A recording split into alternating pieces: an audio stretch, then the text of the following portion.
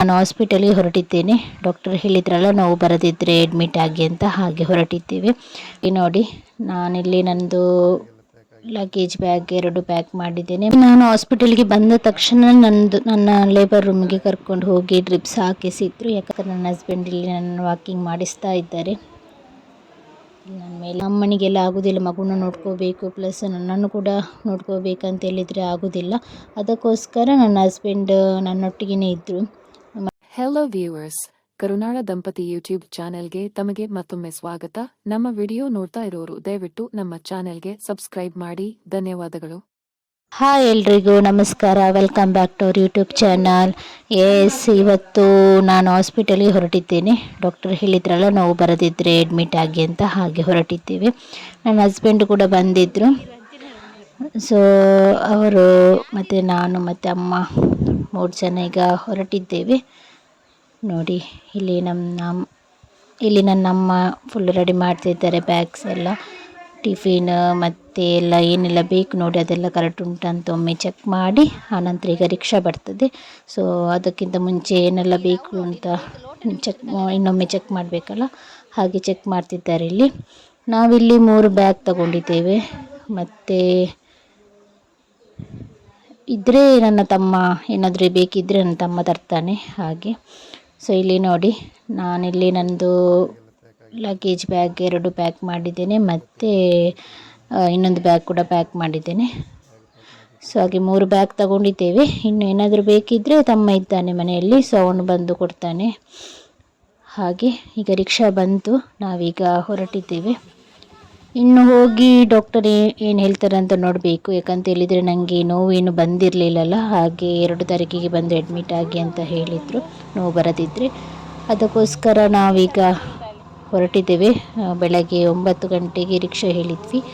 ಈಗ 10 ಗಂಟೆಗೆ ಹೋದರೆ ಮತ್ತೆ ಡಾಕ್ಟ್ರು ಕೂಡ ಸಿಗ್ತಾರೆ, ಅವರು ಕೂಡ ಬಂದಿರ್ತಾರಲ್ಲ, ಹಾಗೆ ಹೊರಟಿದ್ದೇವೆ.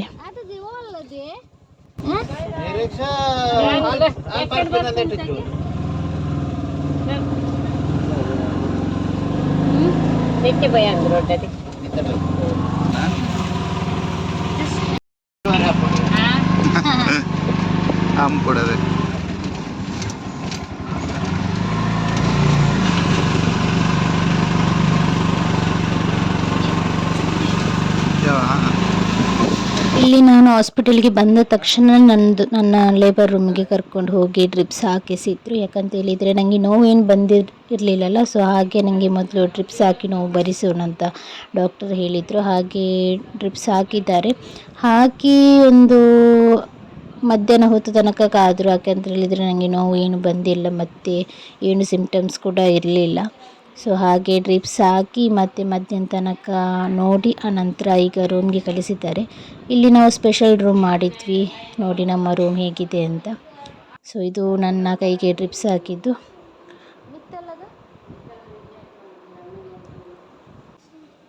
ಇಲ್ಲಿ ಮತ್ತೆ ಡ್ರಿಪ್ಸ್ ಹಾಕಿದ ನಂತರ ನನಗೆ ವಾಕಿಂಗ್ ಮಾಡಲಿಕ್ಕೆ ಹೇಳಿದರು.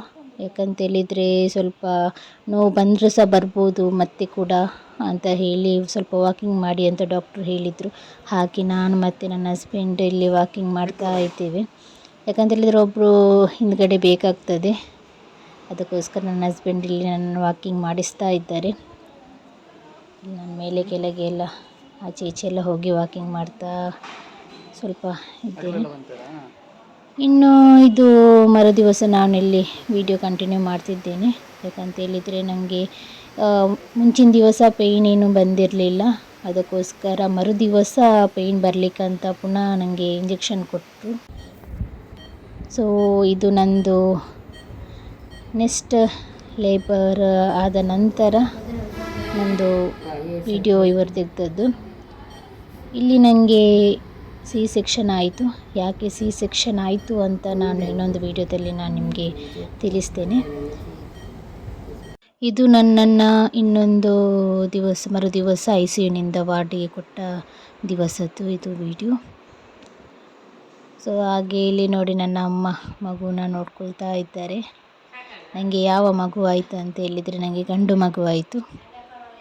ಸೊ ನನ್ನದು ಸಿ ಸೆಕ್ಷನ್ ಆಗಿದ್ದರಿಂದ ನನಗೆ ಆಚೆ ಈಚೆ ಎಲ್ಲ ಓಡಾಡಲಿಕ್ಕೆಲ್ಲ ಇಲ್ಲಲ್ಲ. ಸೊ ನಾನು ಇಲ್ಲಿ ಮಲಗಿದ್ದೆ, ಅಮ್ಮ ಇಲ್ಲಿ ಮಗುನ ನೋಡ್ಕೊಳ್ತಾ ಇದ್ದರು. ಸೊ ನನ್ನ ಮಗ ಬಂದ ದಿವಸದ ವಿಡಿಯೋ ಇದು, ನನ್ನ ವಾರ್ಡಿಗೆ ಕೊಟ್ಟಂಥ ದಿವಸದ ವಿಡಿಯೋ ಇದು.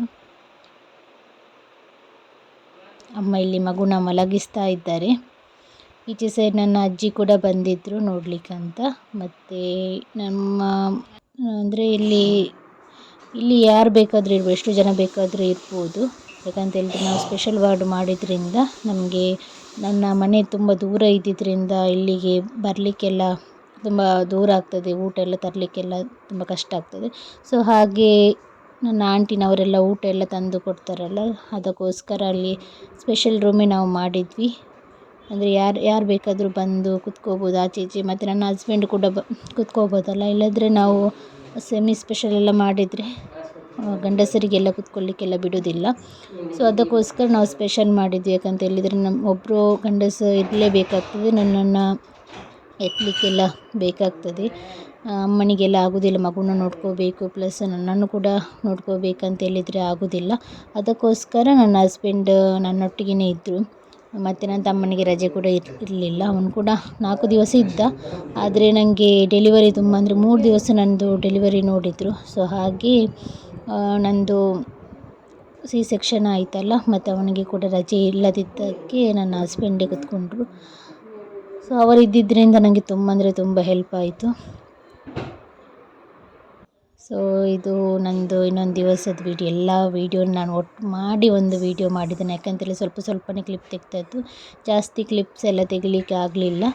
ಸೊ ಹಾಗೆ ಇದು ನಂದು ಲಾಸ್ಟ್ ದಿವಸದ ಸೆಕ್ಷನ್ ಆದ ಲಾಸ್ಟ್ ಅಂದರೆ ನಾವು ಹೊರಡುವ ದಿವಸದ ವೀಡಿಯೋ. ಇಲ್ಲಿ ನನಗೆ ಅಂತೇಳಿದರೆ ಹೊರಡುವ ದಿವಸದಲ್ಲಿ ಡ್ರೆಸ್ಸಿಂಗ್ ಎಲ್ಲ ಮಾಡಲಿಕ್ಕೆ ಅಂತೇಳಿ ತಂದಿಟ್ಟಿದ್ದಾರೆ. ಅಂದರೆ ಹೋಗುವಾಗ ಸ್ಟಿಚ್ ಎಲ್ಲ ಸರಿ ಉಂಟು ಇಲ್ವ ನೋಡ್ತಾರಲ್ಲ, ಮತ್ತು ಬ್ಯಾಂಡೇಜ್ ಎಲ್ಲ ತೆಗೆದು ಹೊಸತು ಬ್ಯಾಂಡೇಜ್ ಎಲ್ಲ ಹಾಕಿ ಎಲ್ಲ ಡಾಕ್ಟರ್ ಡ್ರೆಸ್ಸಿಂಗ್ ಮಾಡಲಿಕ್ಕಂತ ಇಲ್ಲಿ ತಂದಿಟ್ಟಿದ್ದಾರೆ. ಇದು ನಮ್ಮದು, ನಾವು ರೂಮ್ ತೋರಿಸಿರಲಿಲ್ಲ ನಿಮಗೆ, ಅದಕ್ಕೋಸ್ಕರ ಈ ವಿಡಿಯೋ. ಇದು ನಮ್ಮದು 2 ಬೆಡ್ ಕೊಟ್ಟಿರ್ತಾರೆ ಇಲ್ಲಿ ನಮಗೆ, ಮತ್ತು ಟಿ ವಿ ಕೂಡ ಇತ್ತು. ಯಾಕಂತ ಹೇಳಿದರೆ ಒಂದು ಟಿ ವಿ ಕೂಡ ಇದ್ದಿದ್ದರಿಂದ ಒಂದು ಸ್ವಲ್ಪ ನೋಡಲಿಕ್ಕೆಲ್ಲ ಆಯಿತು, ಸೀರಿಯಲ್ಸ್ ಎಲ್ಲ ಅಮ್ಮನಿಗೆಲ್ಲ ನೋಡಲಿಕ್ಕೆಲ್ಲ ಆಯಿತು.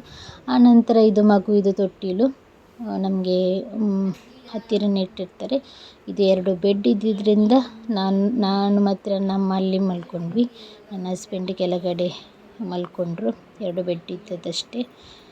ಆನಂತರ ಮಗುನ ರಾತ್ರಿ ಹೊತ್ತು ತೊಟ್ಟಿಲಲ್ಲಿ ಮಲಗಿಸಲಿಕ್ಕೆ ಆಗೋದಿಲ್ಲಲ್ಲ, ಅದಕ್ಕೋಸ್ಕರ ಅಮ್ಮ ಬದಿಯಲ್ಲೇ ಇಟ್ಕೊಂಡು ಮಲಗಬೇಕಾಗ್ತದೆ. ಹಾಗೆ ಇತ್ತು ಮಗುವಿದು ತೊಟ್ಟಿಲು. ನಂತರ ಇದು ನಮಗೆ ಪೇಷಂಟಿಗೆ ಅಂತ ಇದ್ದಂತಹ ಬೆಡ್. ಆನಂತರ ಆಚೆ ನಮಗೆ ಯಾರಾದರೂ ಕೂತ್ಕೊಳ್ಬೇಕಾದ್ರೆ ಇದು ಟೇಬಲ್ ಉಂಟು, ಊಟ ಎಲ್ಲ ಮಾಡಲಿಕ್ಕೆ ಅನುಕೂಲ ಆಗ್ತದೆ. ಆನಂತರ ಇದು ಟಿ ವಿ. ಆನಂತರ ಇದು ನಮ್ಮದು ಗಾರ್ಡೇಜ್ ಕೂಡ ಕೊಟ್ಟಿರ್ತಾರೆ. ನಮಗೇನಾದರೂ ನಮ್ಮದು ಥಿಂಗ್ಸ್ ಎಲ್ಲ ಇದ್ದರೆ ಅದರಲ್ಲಿ ಇಡ್ಬೋದು. ಆನಂತರ ಟೇಬಲ್ ಫ್ಯಾನ್ ಕೂಡ ಉಂಟು, ಫ್ಯಾನ್ ಕೂಡ ಉಂಟು, ಎ ಸಿ ಕೂಡ ಉಂಟು, ಟೇಬಲ್ ಫ್ಯಾನ್ ಕೂಡ ಉಂಟು. ನಾವು ಎ ಸಿ ತಗೊಳ್ಳಿಲ್ಲ, ಯಾಕಂತೇಳಿದರೆ ಮಳೆಗಾಲ ಅಲ್ಲ, ಎ ಸಿ ಬೇಕಂತಿಲ್ಲ. ಆನಂತರ ಇದು ಇಷ್ಟು ದೊಡ್ಡ ರೂಮ್ ನಮ್ಮದು ನೋಡಿ. ಎ ಸಿ ಕೂಡ ಉಂಟು ನೋಡಿ. ಎ ಸಿ ಬೇಕಾದವರು ತಗೋಬೋದು. ನಾನು ಸ್ವಲ್ಪ ಎ ಸಿಯಲ್ಲಿ ಸ್ವಲ್ಪ ದೂರ, ಮತ್ತು ಮಗುವಿಗೆ ಕೂಡ ಆಗೋದಿಲ್ಲಲ್ಲ, ಚಳಿಯಲ್ಲ, ಅದಕ್ಕೋಸ್ಕರ.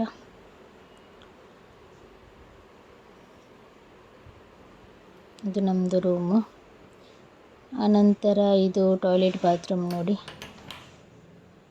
ಇದು ಟಾಯ್ಲೆಟ್ ಬಾತ್ರೂಮ್ ತುಂಬ ಅಂದರೆ ತುಂಬ ನೀಟ್ ಆ್ಯಂಡ್ ಕ್ಲೀನಾಗಿ ಇಟ್ಟಿದ್ದಾರೆ ಈ ಹಾಸ್ಪಿಟಲ್. ನನಗಂತೂ ತುಂಬ ಇಷ್ಟ. ನರ್ಸ್ ಕೂಡ ತುಂಬ ಅಂದರೆ ತುಂಬ ಒಳ್ಳೆಯದಿದ್ದಾರೆ. ಸೊ ಇನ್ನೊಂದು ವೀಡಿಯೋದಲ್ಲಿ ನಾನು ನಿಮ್ಮೊಂದಿಗೆ ಭೇಟಿಯಾಗ್ತೇನೆ. Thank you.